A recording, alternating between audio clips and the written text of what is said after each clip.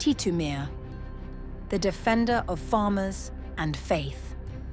In the early 19th century, Titu Mir, born as Syed Mir Nisa Ali in 1782 in West Bengal, emerged as a fearless leader who stood against British oppression and feudal tyranny of Hindu landlords, who exploited Muslim farmers under British patronage. Titu Mir witnessed how Muslim farmers were subjected to heavy taxation, forced labour, and religious discrimination. The Hindu zamindars not only imposed heavy taxes, but also forced several un-Islamic practices, trying to weaken the religious and economic independence of Muslims. There were many problems for the Muslim farmer community. The beard tax. Muslim farmers were forced to pay a tax for keeping beards, an Islamic tradition. Restrictions on religious practices. Congregational prayers and Islamic gatherings were discouraged. Forced participation in Hindu rituals.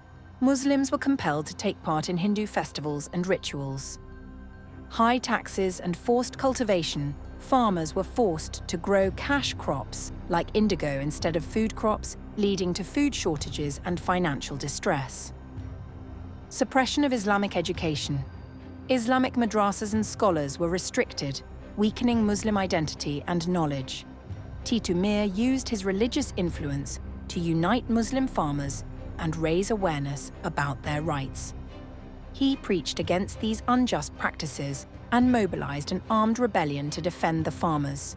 He organized villagers into a resistance force to fight against oppressive zamindars and British forces. His movement challenged the landlord's authority, ensuring that Muslim farmers could freely practice their faith and sustain themselves agriculturally.